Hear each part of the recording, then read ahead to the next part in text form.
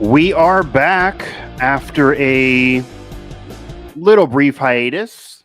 Mountaineer Report is back. I am your host, as always, Mike Asti, and we took a break. Cody Nesper did depart us at WVU Sports Now, and I welcomed my second daughter. So now back in the grind, though, after a little brief hiatus, and I will tell you that June 5th, she was born, and June 5th, for many of you, is a different date in history because it was the day that Aaron Rodgers officially signed with the Steelers. It was also the day that the president and a billionaire decided to break up publicly, and also the day my daughter was born. So you can rank it how you will for future documentaries, but that is but that's the three most important things that happened on that day, and my ranking is my ranking. But we have some news also for this return of Mountaineer Report here on WVSN. And of course, you can get this episode as well as everything we do here with Mountaineer Report and throughout the network, available everywhere you get your podcasts at WV Sports Now, of course, and on Apple, Spotify, TuneIn, Google Play, etc. Also available on YouTube. But we have some things behind the scenes in the works that we're not ready to announce yet. But what we are ready to announce is my new co-host for Mountaineer Report and new member of WV Sports Now, colleague Luke Blain. So, Luke, before we get fully underway here, welcome aboard officially here now on the show. He already has a few stories up on the site. How are you? How's your summer been? You are a recent graduate, so this is now getting back in the swing of things after a bit of a break after graduating. Yeah, absolutely. I mean, I'm really happy to be back on the WVU beat. I love the Morgantown area, and I'm really happy to, Yeah. stick around a little bit longer. But it's been a great summer. Have another week of counseling at a local church camp coming up, and it's been a great time of relaxation, a little bit of rest, something that we often Sure. don't really get in the sports media world. But no, just trying to take Yeah. advantage of that while it's there. But I'm really excited for this opportunity, and I'm happy to be here. Awesome, man. Yeah, I wish I had more of that relaxation. So Yeah, exactly. relaxation. Never heard of her. Yeah, It's been a I minute. hope it didn't Even sound like I was rubbing it in, but yeah. Even the breaks professionally, because I was telling you this is the first spring summer where there's not drama covering West Virginia, oh as my you know, goodness, yeah. in recent memory. But I still am on the get up every few hours grind to feed a newborn, have a toddler. So little different, a little older than Luke, but maybe one day you'll be able to understand what Mike was telling you Yeah. about whenever you do have a child, if you do. But we're going to jump into this with what's been going on the past week, what fans are talking about. And number one, and I kind of thought this maybe would occur, but this is more of the same of what's old is new again, and what's old is popular again. And we have a return of the gloss. So West Virginia is now going to wear the glossy helmets, at least the blue glossy helmets. The matte helmets are gone. They unveiled a video of Rich Rod looking for, something different after seeing the matted helmet, and they bring the gloss. And you see Rasheed Marshall, Pat White, Noah Devine, who certainly made those helmets famous. Maybe going to get him in gold, maybe going to get him in white. I do think probably at least the white Country Roads uniform sticking around, probably going to be the Brawl uniform. They're going to have another rendition from what I'm hearing coming out this season. Gloss, I'd imagine, for the Coal Rush uniforms, which are sticking around as well. Most of the fans seem to like this. I could see, I mean, again, and you're younger than me. The gloss helmet was more of when I was a student. You haven't experienced the gloss helmet. That was more the glory days than what you were covering there Yeah. in student media the last few years. So what are your thoughts about the return of the glossy helmets? Do you like this? Is just more? I actually have seen some fans your age that are getting almost now a little annoyed that it seems like it's just all millennial stuff. And would you wish that it wasn't always a return of the millennials now dominating the program? Did you like the other look? Where are you now on the return of the gloss? Yeah, I mean, overall, I think it's harmless, really. I think it's really Yeah. interesting. I like it in an age where it feels like too many schools are going in the same direction of uniforms and everything like that. I mean, Charlotte, not to call out Charlotte, but I mean, they got rid of they went to that trend of it's just the two color with the shoulder stripes, and that doesn't really do Okay. it for me, especially whenever Yeah. feels just about everybody's doing that now. So I love some a little bit of uniqueness when it comes to uniforms, but it does make me think about how much of this season's hype feels like it's coming from a nostalgia place with Oh the yeah.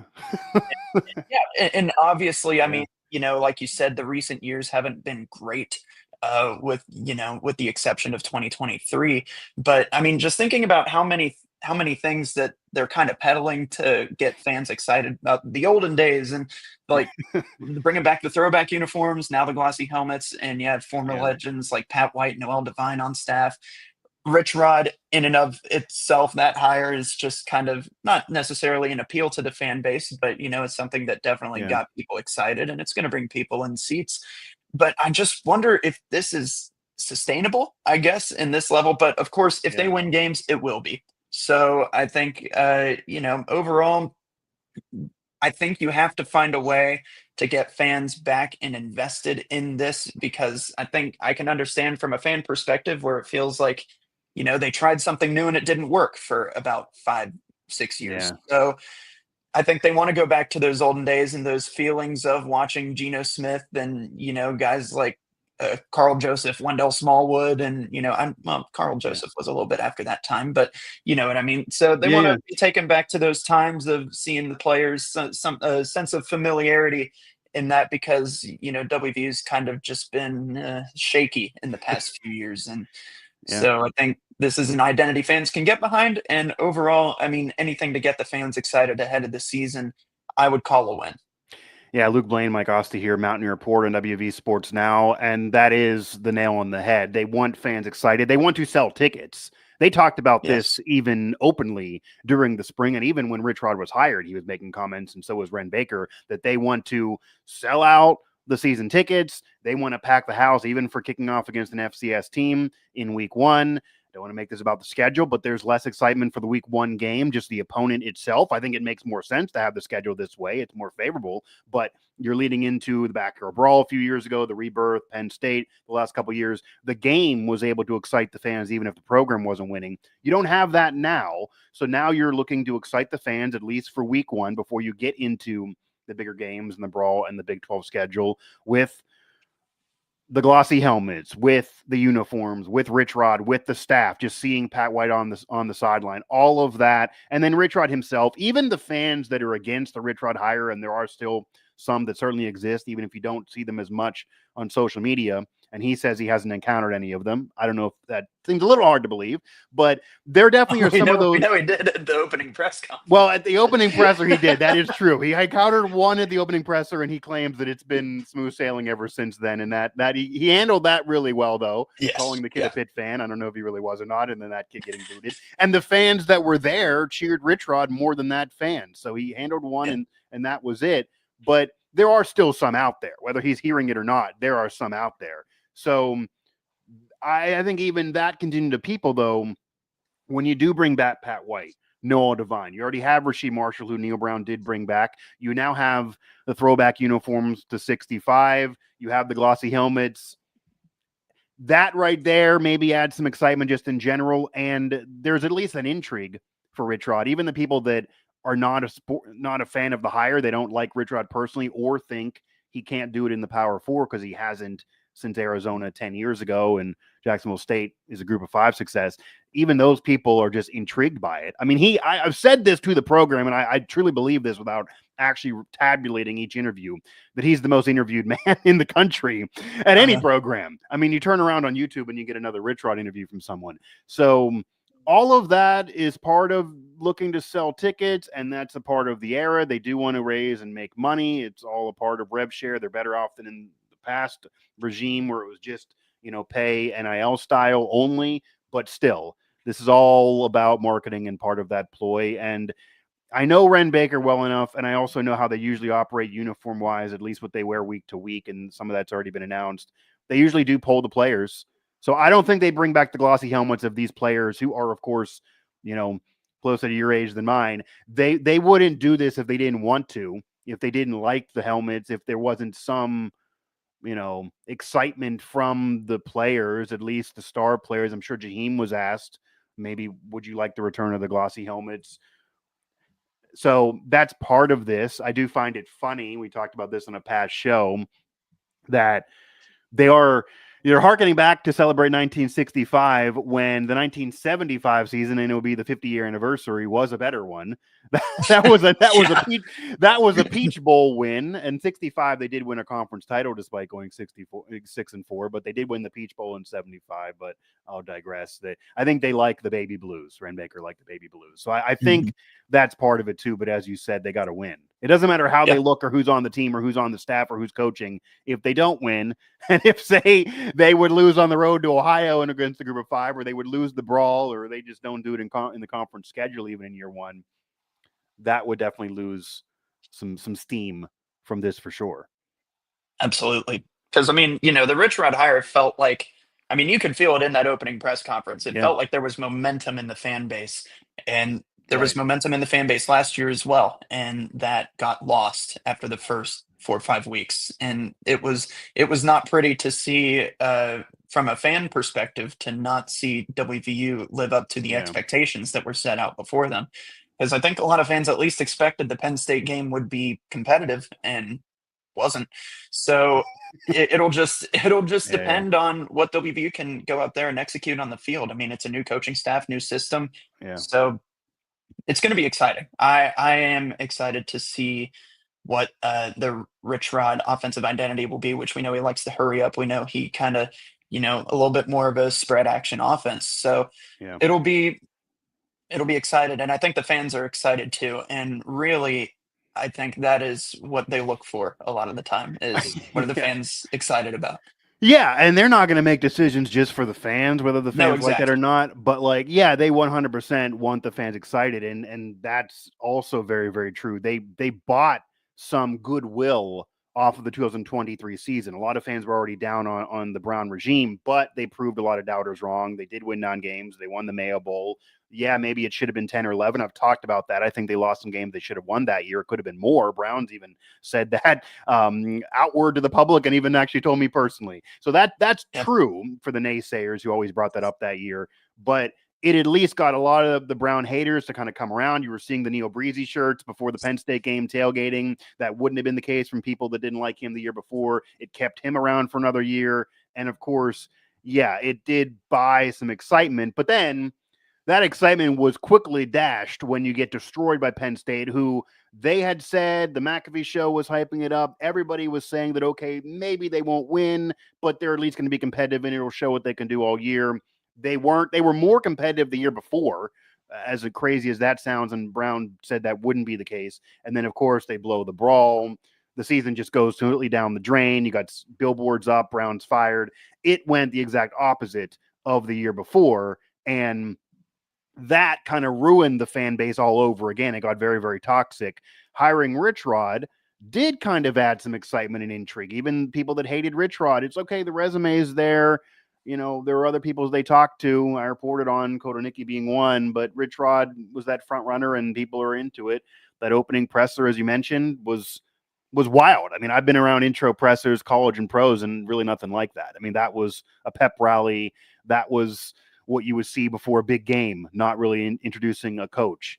And now you got to segue that into what you're going to do on the field in the midst of all this hype. That does allow us to segue here, and we're going to talk some basketball as well here at the end of this show. But the expectations and the hype around the program, uniform, helmet, coaching staff, Rich Rod being back, all the interviews he's doing, the big words he's throwing out there about winning the Big 12, winning a national title, etc., that's leading most nationally to still believe this is going to be a long road.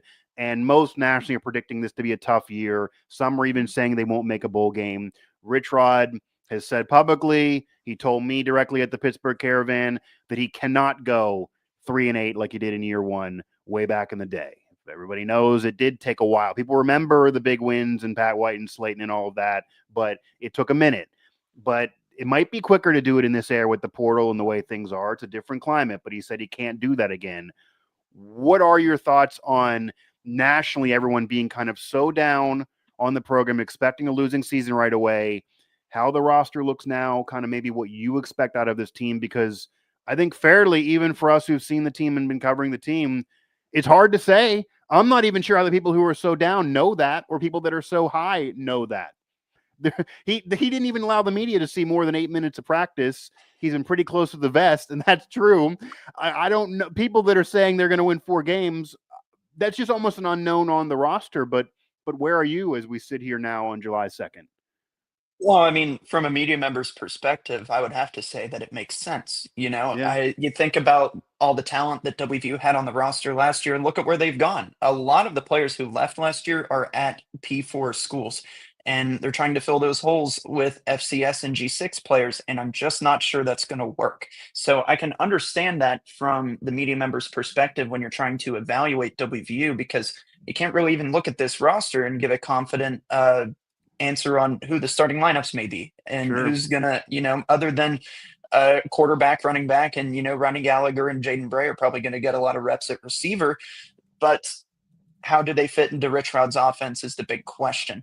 And on the defensive side, I mean, there's just not a lot of depth there. I mean, you're looking at the defensive back position, a position that was probably the worst on the team last year.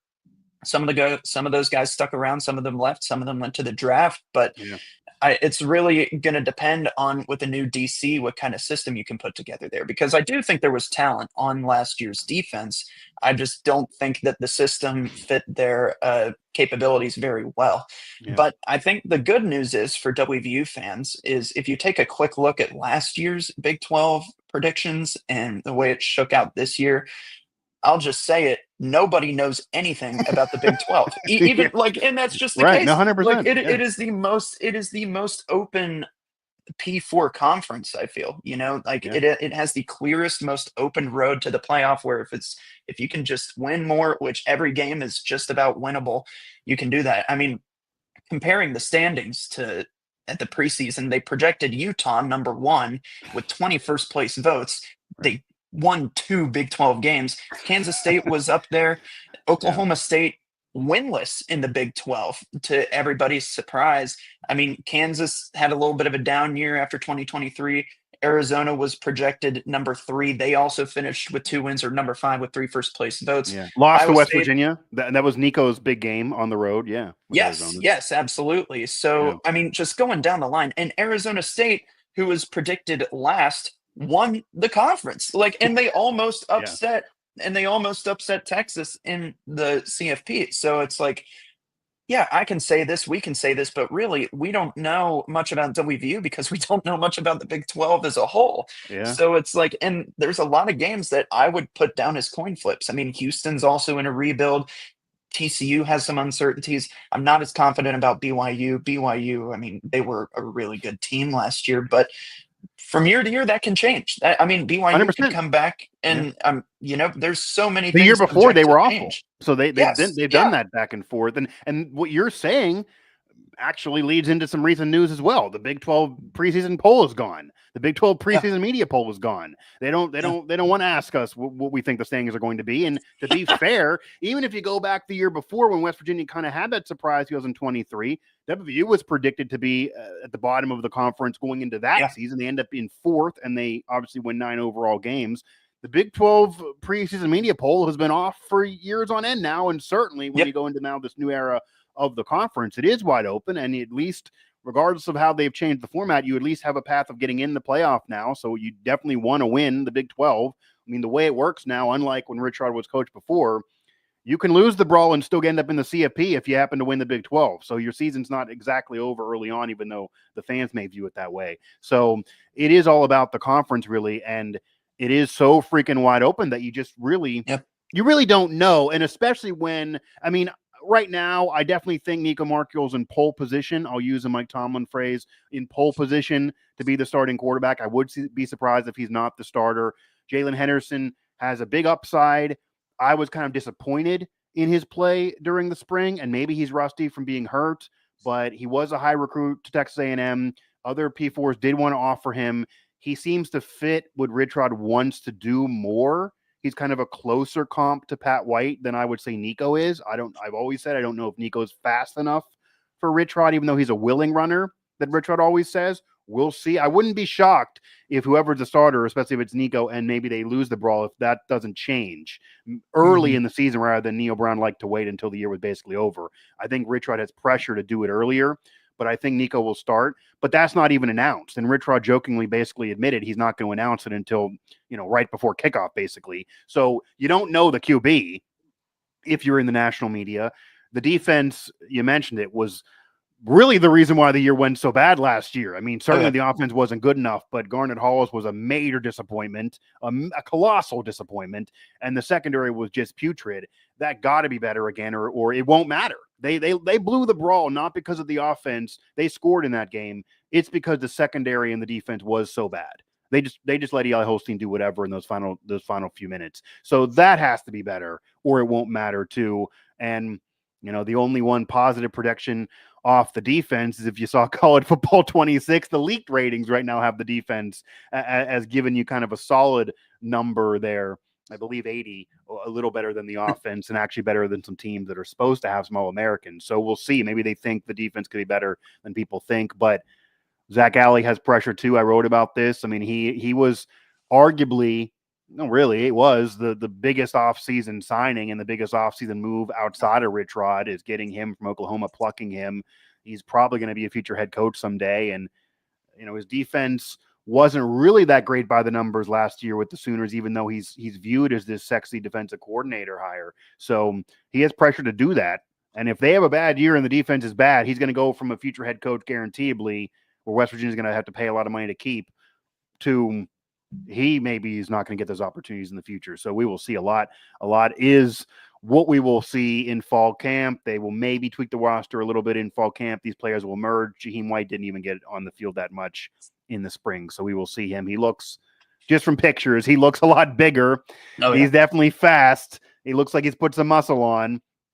And Rodney Gallagher and others, will they get more involved in the offense than they've been? Maybe this does cater to them with Rich Rod, but question marks there at wide receiver. So it's really an uncertain roster, regardless of if you like the Rich Rod hire. That, I think, is why you're getting these predictions to be where they are. And we'll actually, you kind of teased that I did do it with Cody, but we got to do another one. We'll do a show where we go through the schedule when we get closer and do kind of whether they're going to be the favorite, the underdog, or if it's a swing game. Likely a lot of swing games in there. There were a lot of swing games when we did this a few months ago, but the roster is definitely different now. Yeah, I'll just be flipping a coin the whole time, just because I think that's truly what it comes. Anything can happen. I remember when everybody looked at the season and was like, "Oh yeah, Oklahoma State's going to be the big one." That's when we're really going to find out about WVU, and then it's just so. I mean, talking about Zach Alley, and they didn't really make any big splashes in the portal. There were some really good pickups on the O-line. There's a couple SEC linemen the there. O-line, I would say. Yeah. That's probably in the streak that WVU's had of offensive line recently, that's something you definitely need to keep up. And what success WVU had was largely a part of that unit. So then talking about Rodney Gallagher, that's going to knock down the defensive back depth too, because you're moving him back to offense. He's not gonna. If you remember, Rich Rod basically was like, if he's playing corner again, we have some problems. So exactly. He's definitely not going to be in the secondary at all unless it is just that bad that he decides to put Gallagher back out there. But that's what Brown did. I mean, it was that bad. So it was that bad, and there wasn't depth. They had to try something different, and that didn't work. But you would imagine, even knowing Rodney's family and what they want out of the season, for him to stick around. I know they wanted to be a receiver. That's why he got there. This is the make or break year for him as a recruiting bust. To be totally fair, he was a 4-star. He came aboard. They beat out the other regional programs in Pitt and Penn State who wanted him and was the runner-up. They beat Penn State out for Rodney Gallagher. That is a fact. Neil Brown got that recruiting win over James Franklin. He got there as a freshman, changing positions. They kind of got a mulligan. They even said, don't expect much this year. Fine. Everyone kind of agreed. Year 2, though, he stepped up and was a little better, but it wasn't what people really wanted out of him. And then, of course, you're also playing in the secondary, which was just a train wreck for the team. Now in year 3, and he's in a different system, he did decide to stick around. There was some thought he was tied in Neil Brown that were surprised, but he decided to stick around. He might fit more into the Rich Rod system. It's definitely more of a hard edge, obviously, mentality in a different system than what Rich Rod was doing. I also was kind of surprised maybe that he would stick around, even from what he was telling me behind the scenes, but he's there. So this is it. I mean, he has to put up numbers and be utilized this season, especially when there's not wide receiver depth, or else it kind of would be a lost cause to having recruited him. And regardless of what he does as a senior, this is that important year. I mean, Cam Vaughn is another one. They did get him. He's from Jack State. He's not a big time portal ad, but he's going to be relied on a lot. He's somebody that national people do bring up. He's going to probably have to be a solid addition portal wise for the scene to be really, really good. And there are others as well, but there's a reason why Rich Rod basically just took the veterans and mostly linemen to Big 12 Media Day, and that's why he's taking them. He's not even taking Jaheim. He has the, he wants you to prove it to him. So we'll see if that happens, but a lot of question marks around the football program as we're still in the summer before we get to fall camp, and we will see. I'm sure we're going to keep getting bowl projections that they're left off of. People saying they're going to win 3 or 4 or 5 games at the most. They're going to be last in the Big 12. That's where they probably would have been if you were doing a preseason media poll or towards the bottom of the conference. Maybe Cincinnati would still be down there or whoever. So we will definitely see Luke Blain, Mike Asti here, WV Sports Now, Mountaineer Report, Luke's debut show as he's now a new member of our staff. Again, you can find us everywhere you get your podcasts on YouTube and throughout the network at West Virginia Sports Now. So we're going to segue. We're going to talk a lot of football, I'm sure, the rest of the summer. We're certainly going to talk a lot of football when we get into fall camp. People are going to keep writing about the football team as we are as well. But again, you don't really freaking know. So I promise we're going to get more than 8 minutes of practice viewing time in fall camp. So I'm going to hold the program to that because I know they occasionally watch and listen to these shows. But I do want to touch on some basketball because that's also in the news right now. And there's going to be games, if you care about that, and the TBT coming up at the end of the month. So that's before football. But for the Curtin Mountaineers, they got a 4-star recruit who reclassifies. That's kind of a big deal. That was a kid that was likely going to be a 2026 recruit from DeVries to Hodge, but now could be a part of this 2025 team. We'll see how much Amir Jenkins plays, and we have more of that on the site. But what I do want to talk about here on the show, there's also a report from Rothstein that they have a series coming up with Wake Forest out of the ACC these next 2 years, and it's going to be a neutral site series, a game somewhere in West Virginia to start this coming season, and then somewhere in Greensburg, not obviously Wake Forest home arena, the next year. What are your thoughts on this scheduling? I mean, it's kind of intriguing. It's a little different than what Ren Baker's been saying publicly. Obviously, he's talking a lot more about the football scheduling. It's a totally different ball of wax. He didn't want the 11 Power Fours. He wants one Group of 5, one FCS, and one Power 4 in the out of conference. That's what you're seeing coming up for Rich Rod that Brown did not get. I get all that. The basketball schedule is very, very different. There's a lot more wiggle room. But even going back to Huggins, the out of conference schedule has been mostly, you play really bottom feeders, you play lower level from major teams. Then you get into a out of conference tournament. They played in the Bahamas last year. This year, they're going to have the Charleston Classic. You're going to see P4s there. Certainly, if you win a couple, that is a positive for your overall schedule and for RPI and all of that. And then you get into the gauntlet of the Big 12, and that really is a make or break to your year. That's been the schedule format. They feel like the Big 12 gives them enough quality opponents. They have the out-of-conference tournament. All of that's enough for their resume. But they did just miss the tournament this past year despite having 19 wins, despite having a resume that qualified for it, and despite all the quad 1 wins that were more than North Carolina. So with all that said, they do this, and this does add another Power 4 team to the non-conference schedule. Wake Forest is not necessarily a war beater, but they could certainly beat them. There's uncertainty around Ross Hodge's group. Do you like beefing up the out-of-conference schedule? Is there concern of doing this in year 1 to Ross Hodge? Because we don't know how this team's really going to do, and now he's going to have a tougher fall before the calendar changes than DeVries had, or even Huggins had, or Eilert had, even though that's kind of a year that didn't matter. Yeah. No, I would say I'm a fan of it. Overall, I do like a tougher schedule. I think it does help with RPI purposes. And, it makes you look back at last year and wonder, man, if they would have had one more P4 team in the non-con, then maybe they would have made the tournament. But obviously, things that was just a fluke last year, in my opinion, with the selection.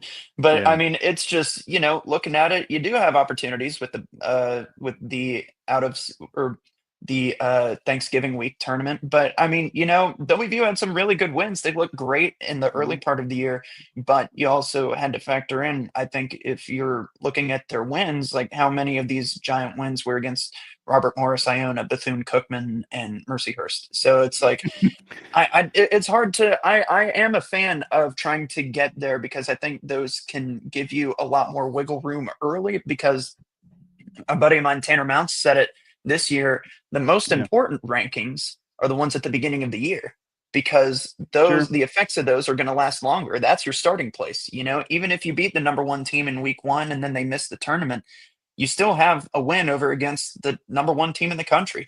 So I think that you have to look at that.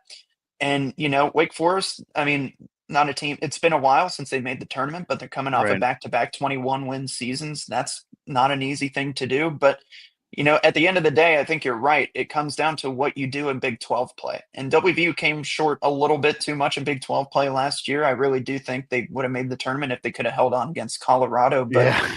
it's Yeah, that's the unacceptable loss. Like, yeah, that is an I mean, unacceptable loss. because Absolutely. they were better this past year in Big 12 play than they were even going back to Huggins, Yes. even obviously the Eilert year and kind of what was expected going into the season last year at the Breeze. They were better because obviously you had the win on the road at Lawrence that nobody expected. They had major victories. They had 3 top 10 wins overall in the year, and that also includes one against Gonzaga in the out of conference.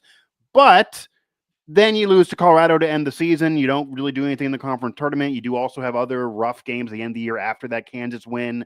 So you kind of ruined it a little bit, which if you would have beat Colorado, maybe you would have went in, maybe you wouldn't have got in the tournament. I mean, based on the committee answer, it almost believes that maybe they still wouldn't have got in because they were so down on Tucker DeVries not being healthy. Maybe that was why, and they still wouldn't have got in.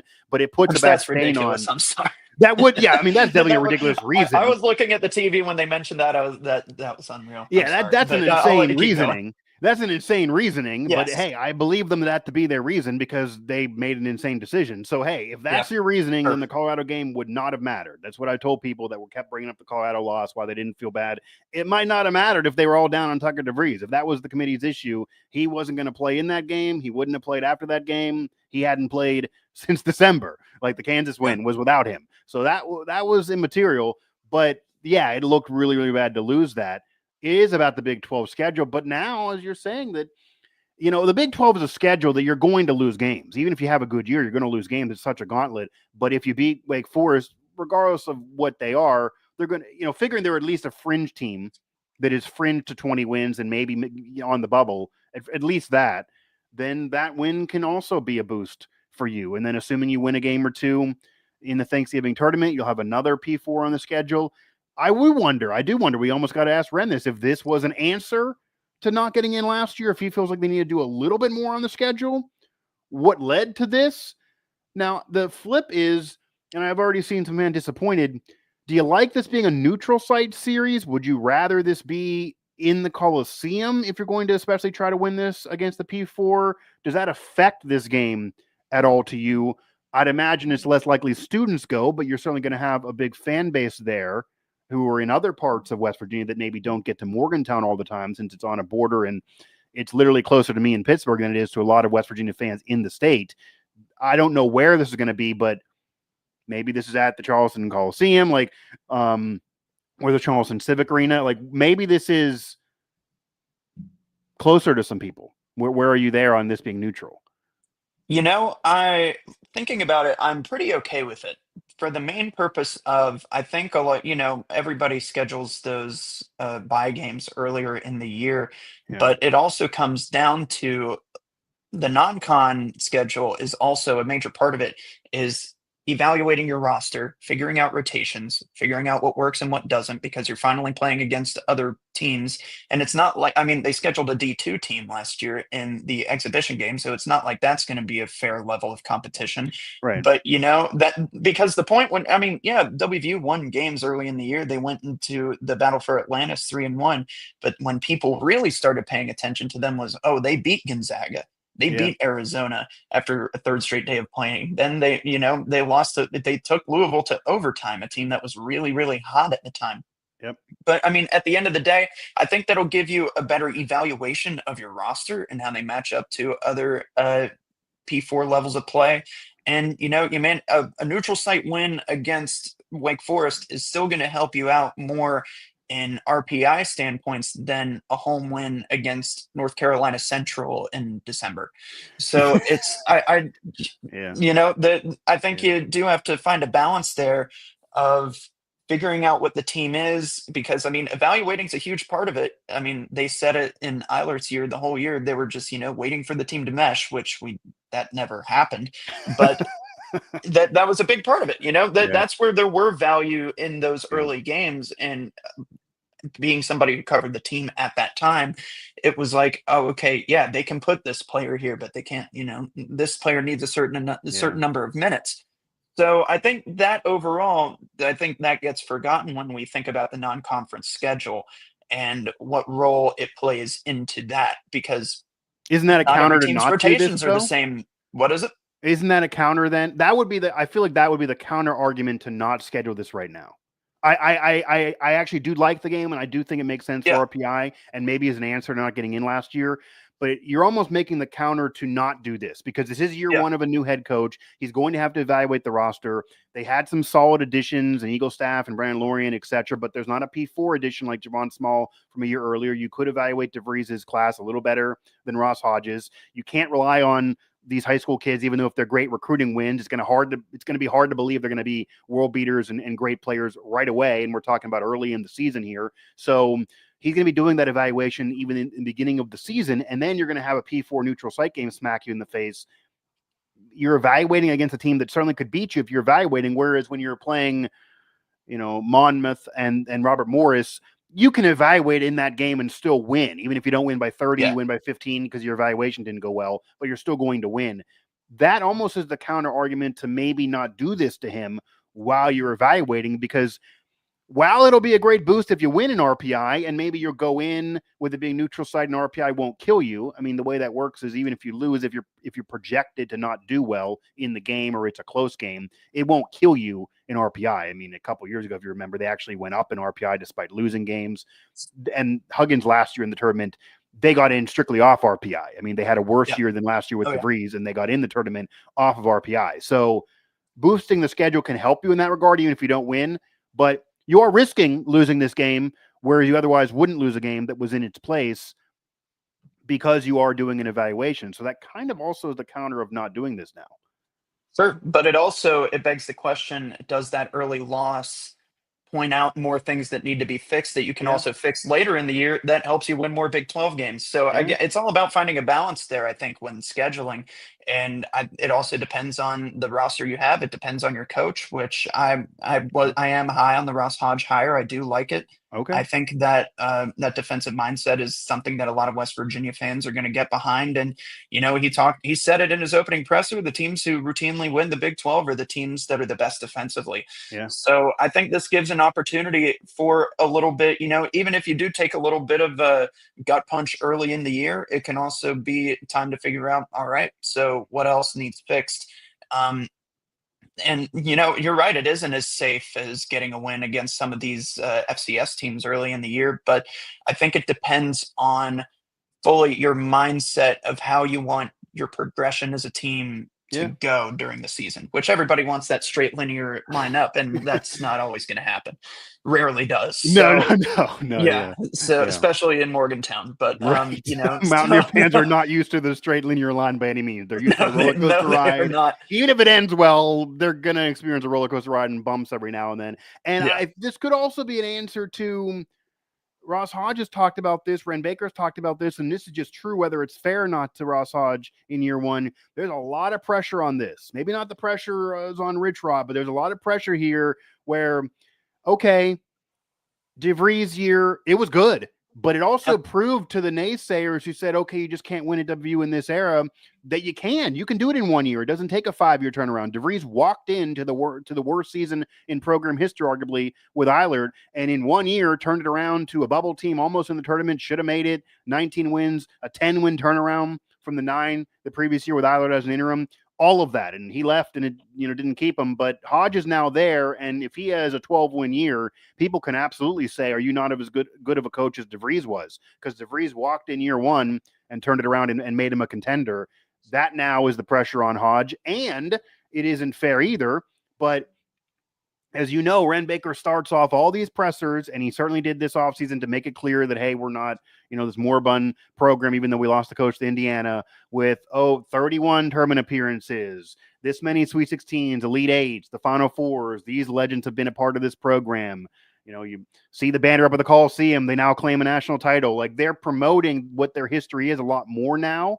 So there's pressure to freaking make an NCAA tournament again. They can't just say this is year one of Hodge, and now it's been since 2023, and Huggins had the end, and then drama, and then Eilert was so bad, and then DeVries left, and then you got to deal with Hodge in a maturation process. The fans are going to start saying it's not fair to Hodge, but we're not going to wait forever. We got to get in, at least get in. I think getting in the tournament would be a major win for Ross Hodge in year one, at least getting close to it where you're in the conversation. That's pressure on him too. He's not taking over after Eilert, where the program was so awful all year. He's taking over a year later after DeVries. It would have been easier if he's taken over after Eilert, where maybe the expectations are lower, to just kind of turn around and show you're good and you can do something. DeVries proved that in 1 year, off of his recruiting in the transfer portal, like him or not, he can get West Virginia to be a contender year one and go on the road and beat Kansas, beat Gonzaga, beat Arizona, etc. Now Hodge got to prove he can do it too. And I was one of the most people down on the hire initially, I will say. I mean, you heard my question at the intro. I needed him to prove it to me. I kind of let loose with a rant here on this show and others. I was a little down on it. I felt like with the prestige of the program, they could have done more. It was a hard market to try to do more. I totally get that. It also looked like Ren maybe kind of leaned on his friend to say, okay, you're not going to leave me. They had that connection. And maybe that's the case. Maybe it's not. But I also do like what you're saying, that he's had a solid offseason. He's bought me in a little bit. I'm not nearly where I was when he was hired. I don't have to rant right now, but he has to prove it on the court. And the defensive-minded strategy of mirroring Houston, that is a good one. That's a good one. It worked out for Houston for sure. They're an elite program in the country, let alone the conference. They haven't always been that way. It took 30 years since what they were doing in the 80s to get kind of back to where they are now. So, they went on their trek, and here they are. That is what you want to mirror. And there's enough scoring as well now with Eagle Staff and Company that I there's still concerns. Are they big enough? Can they rebound? But that's the pressure on Hodge. That'll do it for this debut edition of the show here for Luke here, now a part of Mountaineer Report and WVSN. Just quickly, I guess, because it's also on the site and it is coming up. Where are you excitement-wise for the TBT, for Best Virginia and the TBT? And I do ask that. I know we're going to cover it just for the fact of it's been rough for Best Virginia in recent years, and the fan base has been really, really into it going into those seasons. But I do remember at the end of the really down tournament in Pittsburgh that the fan base kind of lost luster and lost the love of getting excited for the TBT. I'm not seeing that excitement now. Do you have any... I still want to see what this team can do, or do you notice that it kind of has dissipated from where it was a few years ago when, hey, it was cool to see these alums playing, but even with Eric Stevenson there and John Flowers still there as the GM, I feel like the bloom was off the rose a little bit here, especially unless they make a run. Yeah, well, I think last year, we talked about it earlier, but like getting absolutely washed by Marshall last year, I think certainly killed the fun a little bit for WVU fans. But it'll be cool to see Eric Stevenson and Keedy Johnson back representing WVU. I am excited to see that. Sure. Maybe some younger players will help the team a little bit more in this. John Flowers is still there, Wesley Harris. So, I mean, Jermaine Haley, some good players. But overall, I mean, it's still a little bit like college basketball and any given game. So I think it'll be fun. I still think fans should watch. Eric Stevenson was on the team whenever I first started covering WVU men's basketball routinely. So that'll be cool again. But overall, I mean, at the end of the day, it's just cool to see a lot of these former players suit back up for their team. Yeah, and you mentioned that Marshall game. So that was 2 years ago where they really did lose to Marshall. Oh, was that 2 years? Wow. Yeah, last year they lost to Pitt, actually. So you lose to Herd that, and then you lose to Zoo Crew in back-to-back years. that is rough. I mean, that's a tough pill Yeah. to swallow for fans. And obviously, this isn't a full-on alumni team. There are players that aren't WVU alums that are on West Virginia. Same thing with those teams. It doesn't mean anything for program's history, but it gives you some smack talk in the middle of the summer. Oh, yeah. And you kind of lost that last year if you're a West Virginia fan. And you lose to the Pitt alumni team. You lose to the Marshall alumni team. That is like the worst case scenario basically for an alumni type of tournament. So you go into this and maybe you'll play them, who knows, but you got to certainly get those wins if you play them, and you got to have a better showing for sure. I think there's kind of pressure on this year's team that has not been there in recent years, and Gerard West is back. He was there early on in the tournament run when they did have success and did win some games. Again, this is a little different. Kevin Jones has kind of retired from this. It's unfortunate not to see him anymore, but you mentioned there's some new players with Eric Stevenson. So it's a little different of a team. We'll see. There was some criticism. Maybe they were too old last year. They're now a little younger. Maybe they can run up and down more. I don't know. I mean, I don't know if you're going to do a parade down Charleston or Morgantown or wherever if they would win this thing, but it's not a national championship, but you don't lose to the rivals, like, at least. Yeah. So I think that really would kill the vibe. Yeah. If you do that It makes me wonder why they didn't include that on their country woes graphic that they put in the middle of the they might. I saw that. Yeah, they talking about all their brawl wins. Yeah, they should have really. That would have been funny. Yeah, Pitt should have put that up there. Yeah, that was the only, I guess, win for West Virginia on that graphic. If you saw that, and they also bragged that they were 15 or 14-3 against WVU and Penn State in the calendar year. After the year before was so bad for Pitt against those teams, but last year was a good one. But all three of the wins were West Virginia. Penn State didn't beat them at all. It was the baseball win, the women's basketball win, and one soccer win. So they just threw Penn State on the graphic, but it was all those three wins were West Virginia's, even though they certainly went more and the big ones weren't theirs. But yeah, I mean that could have been on the graphic as well.